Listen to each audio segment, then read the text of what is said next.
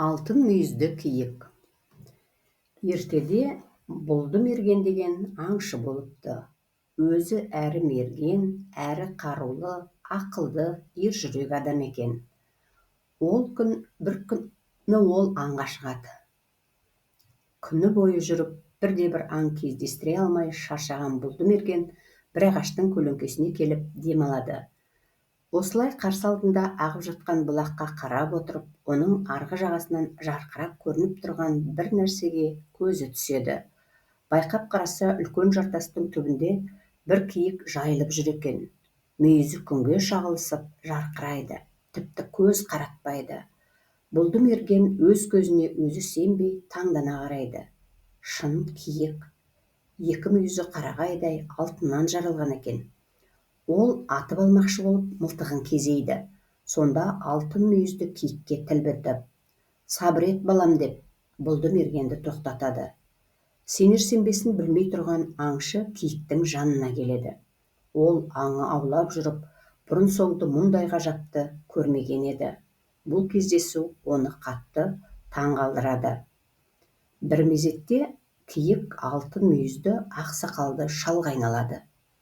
Үстіндегі киімі күмістей жарқырайды, ал екі алтын мүйізі сол қалпында қалады. Бұлды мерген бұл ғажапқа таңдана қарайды. Осы тауда бұлды мерген деген атақты аңшы батыр бартын. Соны іздеп шығып едім, оны білмейсің бе, балам, дейді де ақсақал шал. Сіз іздеген бұлды мерген мен боламын, дейді аңшы. Рұқсат болса, балам, сені іздеп шыққан шаруамды айтайын. Айтыңыз, дейді мерген.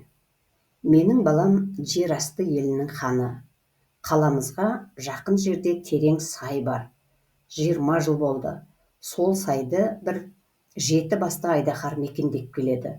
Жұма сайын бір ұл, бір қыз 10 мал алғызып жейді. Салығыма көнбесең, бүкіл қалаң мен адамыңды жұтамын деп қорқытады. Сол сайдың маңына барған адам болсын, мал болсын, әйтеуір жаны барды тірі жібермейді. Осы қарғыс-атқыр айдаһарға ешкімнің де күші жетпей қойды. Талай ержүрек батырларымыз мерт болды. Еліміздегі көріпкел қария оны тек бұлды мерген ғана жеңеді деген соң, халқымызға бір жақсы бола ма деп өзіңді іздеп шығып едім, дейді ақ сақалды шал. Алтын мүйізді шалдың әңгімесін естіген бұлды мерген малға у жағып, айдаһар жатқан сайға жібермейсіздер ме? Соны жұтса уланып өледі деп ұсынысын айтады. Оны да жасап көрдім, балам. Жауыз удан өлмеді. Халқымды жұтып таусатын болды. Қолынан келсе, көпшілік үшін аянба шырағым, дейді шал. Жарайды деп бұлды мерген сауыт сайманын дайындап, алтын мүйізді шалға ілеседі. Олар жер үсті мен астын жалғастыратын үңгірден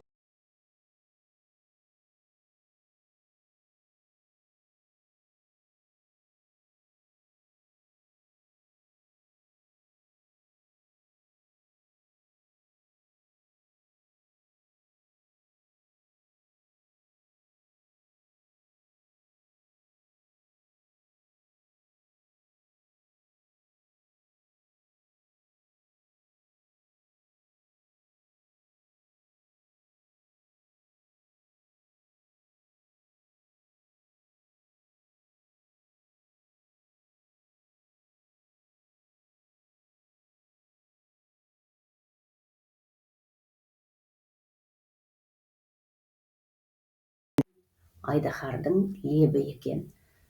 Айдаһардан жапа шеккен жұрт қуанып, батырды құрметтеп қалаға келеді. Қалада жұрт жиылып, үлкен той болады. Халық бұлды мергенге риза болып алғыс айтады. Оның ерлігін көрген алтын мүйізді шал: «Сен өзің шаруаның баласы екенсің, аң аулап қана тіршілік ететін көрінесің. Егер қарсы болмасаң, осы жерде қал. Бізде дүние, мал деген жетеді, жүр көрсетейін», дейді. Батыр оған ереді.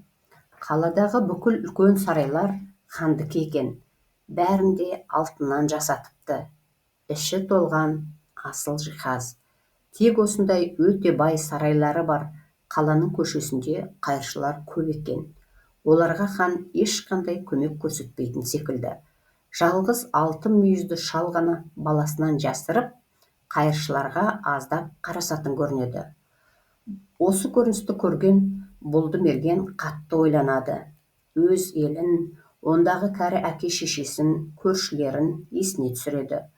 Олардың бәрін Бұлдымерген аң аулап асыраушы еді. Енді олардың көрген күні не болмақ? Соларды ойлап, батырдың қабырғасы қайысады. Осында қал, балам. Асыл дүние мынау. Сенің біздің елде қалғаныңды хан да жек көрмейді. Оған бірінші уәзір боласың. Бүкіл халқымызға билігің жүреді, дейді тағы да алтын мүйізді ақсақалды шал. Жоқ, ақсақал, еліме қайтамын. Асыл дүние өз елімнен де табылады. Бұл ұсыныстарыңызға рахмет. Сіздермен бірге қала алмаймын, деп Бұлдымерген алтын мүйізді шалдан рұқсат алып еліне қайтады. Өз жеріне қайта оралған Бұлдымерген туған жердің қандай ыстық болатынын түсінеді. Елі үшін қызмет көрсетуден жалықпай, бұрынғысынша аң аулап, ауылын асырап тұрып жатады.